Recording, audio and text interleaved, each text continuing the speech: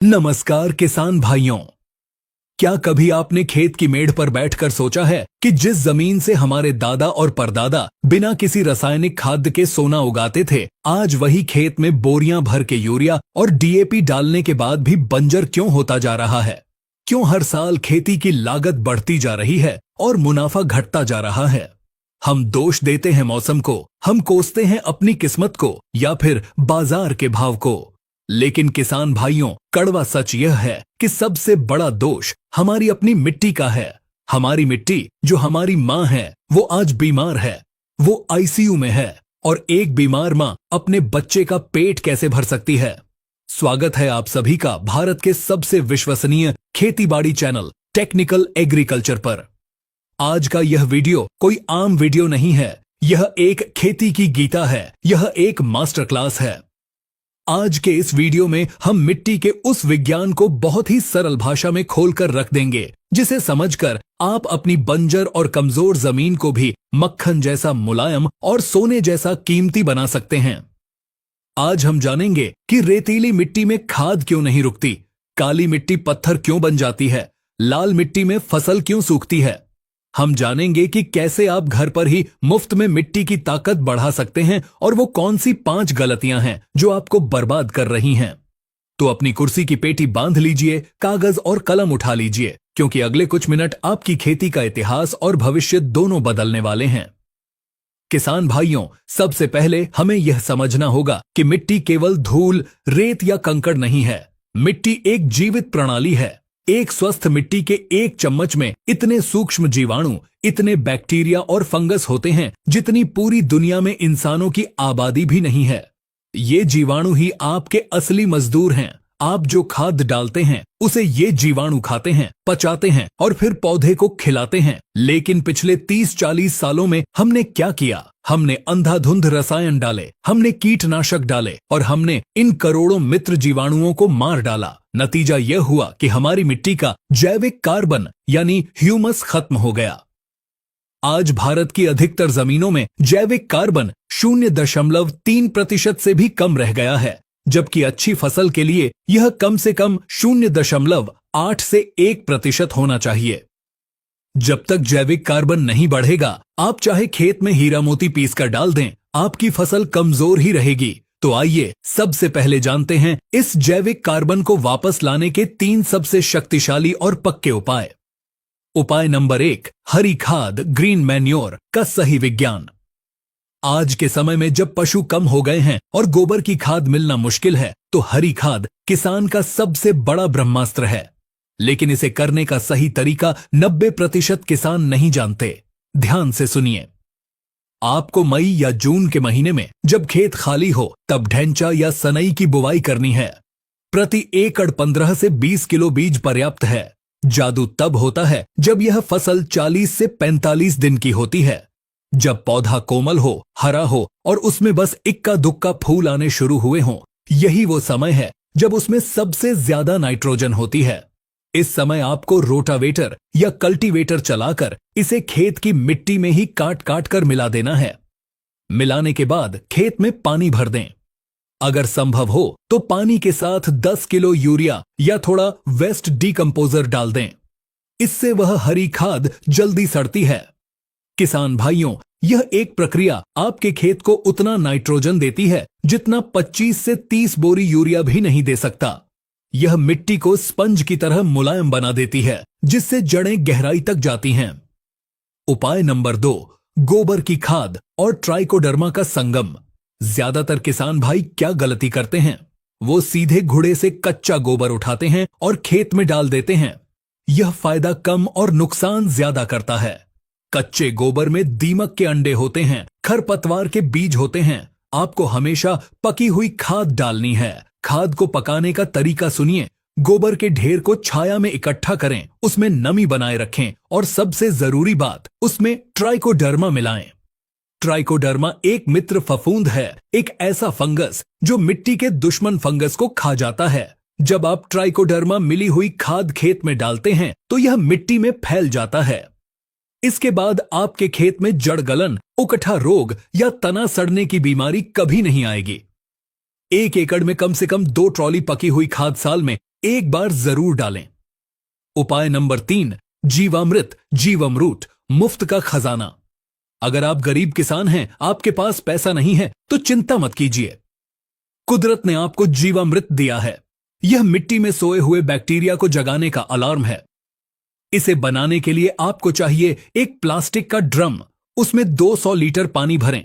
अब इसमें 10 किलो देशी गाय का गोबर, 10 लीटर गोमूत्र, 1 किलो पुराना काला गुड़, 1 किलो बेसन, किसी भी दाल का आटा और 1 मुट्ठी किसी बड़े पेड़ जैसे बरगद या पीपल के नीचे की मिट्टी डालें। पेड़ के नीचे की मिट्टी इसलिए क्योंकि वहां कभी खाद नहीं डली, वहां मित्र जीवाणु सबसे ज्यादा होते हैं। इस घोल को डंडे से अच्छी तरह मिलाएं और ड्रम का मुंह जूट की बोरी से ढक दें। इसे 5 से 7 दिन छाया में रखें। दिन में 2 बार, सुबह और शाम, इसे डंडे से घड़ी की दिशा में घुमाएं। 7 दिन बाद यह तैयार है। जब आप फसल में पानी दें तो इसे पानी के साथ नाली में बहा दें।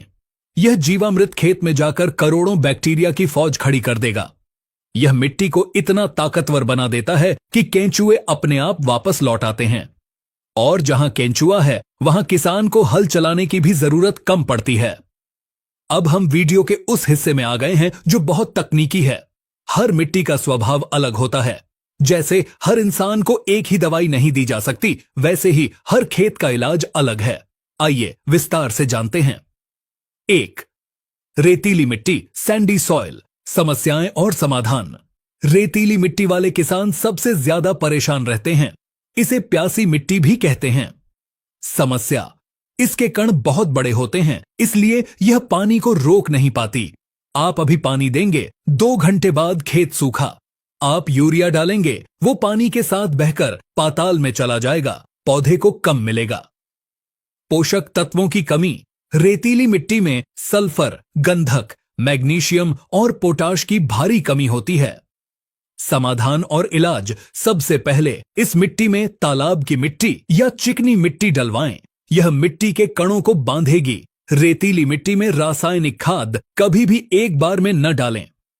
अगर आपको 1 बोरी यूरिया डालना है तो उसे 4 बार में थोड़ा थोड़ा करके डालें। इसे स्प्लिट एप्लीकेशन कहते हैं। सिंचाई बार बार लेकिन हल्की करें।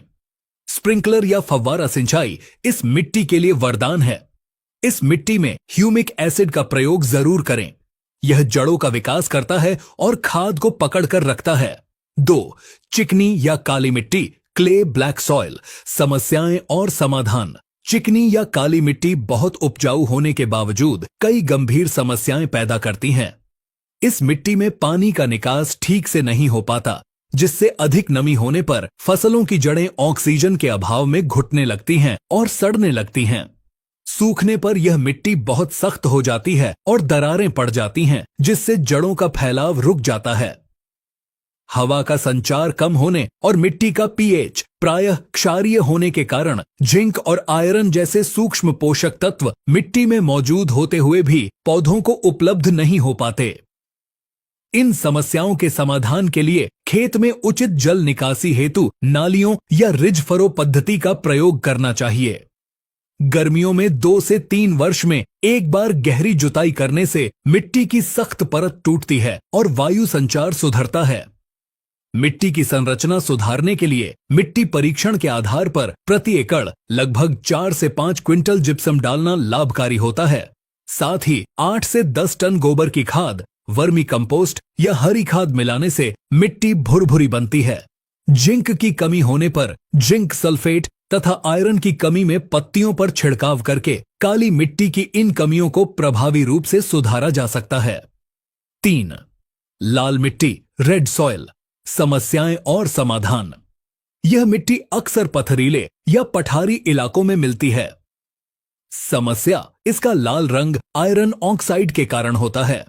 इस मिट्टी की सबसे बड़ी समस्या है फास्फोरस का फिक्सेशन, यानी आप डीएपी की बोरी डालते हैं लेकिन मिट्टी में मौजूद लोहा उस फास्फोरस को जकड़ लेता है और पौधे को देने से मना कर देता है। पोषक तत्वों की कमी, फास्फोरस, जिंक और बोरॉन की कमी। समाधान और इलाज। लाल मिट्टी वाले किसान भाई बुवाई के समय पीएसबी कल्चर का प्रयोग जरूर करें।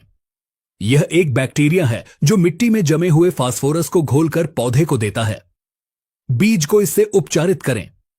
इस मिट्टी में नमी बहुत जल्दी उड़ती है, इसलिए मल्चिंग यानी जमीन को ढककर रखना बहुत जरूरी है। 4. ऊसर या क्षारीय मिट्टी, अल्कलाइन सॉयल। समस्याएं और समाधान। यह वो मिट्टी है जिसका पीएच मान 8 या 8.5 से ऊपर चला गया है। कई बार खेत में सफेद परत रेह जम जाती है। समस्या, इस मिट्टी में सोडियम की मात्रा बहुत ज्यादा होती है। इसमें बीज का जमाव ही नहीं होता, पौधा पीला पड़कर मर जाता है। समाधान और इलाज। इसका एक ही पक्का इलाज है, जिप्सम और हरी खाद। जिप्सम मिट्टी के सोडियम को काटता है और हरी खाद मिट्टी में कार्बन बढ़ाती है। ऊसर सुधार के लिए प्रेस मड, चीनी मिल की मैली का उपयोग भी बहुत शानदार परिणाम देता है। ऐसी मिट्टी में जिंक सल्फेट का प्रयोग सामान्य मिट्टी से दुगुना करना पड़ता है। किसान भाइयों, आपका पौधा आपसे बात करता है। उसके पत्तों का रंग बदलना कोई जादू नहीं, बल्कि भूख की निशानी है। अगर आप सही समय पर सही तत्व नहीं देंगे तो पैदावार घटेगी। आइए पहचानते हैं। Nitrogen N। अगर पौधे की निचली पुरानी पत्तियां पीली पड़ने लगें और पौधा बौना रह जाए तो यह नाइट्रोजन की कमी है। यूरिया दें। Phosphorus P। अगर पत्तों का रंग गहरा हरा, नीला या बैंगनी पर्पल हो जाए और जड़ें न बढ़े तो फास्फोरस की भूख है। DAP बुवाई के समय जड़ें के पास दें। Potash K। अगर पत्तियों के किनारे ऐसे जल जाएं जैसे किसी ने माचिस लगा दी हो तो यह पोटाश की कमी है। पोटाश दाने को चमकीला और वजनदार बनाता है। Zinc ZN। यह बहुत महत्वपूर्ण है। अगर नई निकलने वाली पत्तियों पर जंग जैसे भूरे धब्बे हों या धान के खेत में खैरा रोग लगे तो यह जिंक की कमी है। जिंक सल्फेट डालें, लेकिन ध्यान रहे इसे कभी भी DAP के साथ मिलाकर न डालें। Sulphur S। अगर आप तिलहन, सरसों, सोयाबीन उगाते हैं और तेल कम निकल रहा है तो सल्फर की कमी है। सल्फर नई पत्तियों को पीला होने से बचाता है। यह मिट्टी के पीएच को भी कम करता है। बोरॉन बियाज B। अगर आपके फल जैसे टमाटर, तरबूज फट रहे हैं, फूल झड़ रहे हैं या तना अंदर से खोखला है तो बोरॉन की कमी है। इसकी बहुत कम मात्रा चाहिए, लेकिन यह फल की क्वालिटी के लिए सबसे जरूरी है। Iron Fe। अगर बिल्कुल नई कोमल पत्तियां एकदम सफेद या पीली निकल रही हैं तो लोहे की कमी है। इस पर फेरस सल्फेट का छिड़काव करें। वीडियो के अंत की ओर बढ़ते हुए मैं आपको उन गलतियों के बारे में सावधान करना चाहता हूं जो हम अनजाने में करते हैं और अपनी ही जमीन को बर्बाद कर लेते हैं। गलती नंबर 1, फसल अवशेषों को जलाना, पैरेलल बर्निंग। किसान भाइयों, हाथ जोड़कर विनती है, पराली या डंठल को आग न लगाएं।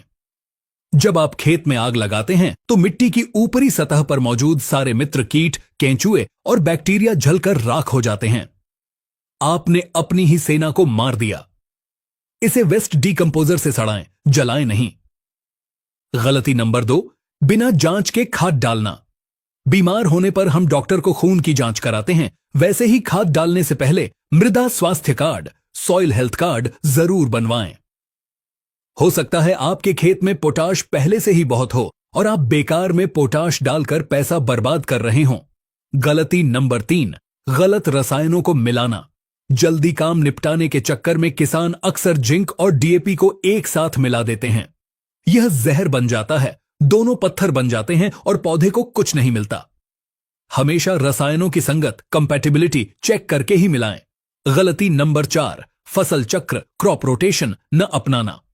लालच में आकर बार बार एक ही फसल न लें। धान गेहूं के चक्र को तोड़े। साल में एक बार दलहनी फसल दालें जरूर लगाएं। दाल की फसलें कुदरत की यूरिया फैक्ट्री हैं। ये जमीन को नाइट्रोजन देकर जाती है, लेकर नहीं।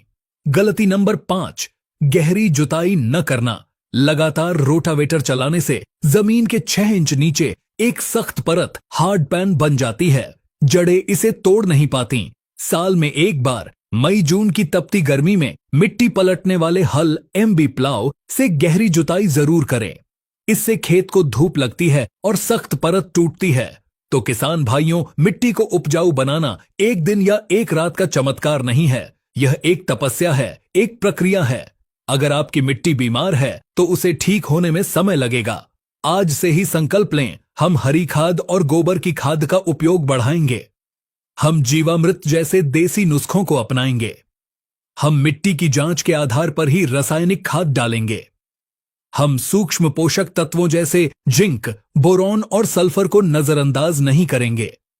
अगर आप इन वैज्ञानिक तरीकों को अपनाते हैं तो मेरा दावा है कि अगले 2 सालों में आपके खेत की मिट्टी इतनी उपजाऊ हो जाएगी कि पड़ोसी किसान आपसे पूछने आएंगे कि भाई तुमने खेत में क्या डाला है। आपकी लागत आधी हो जाएगी और मुनाफा दुगुना।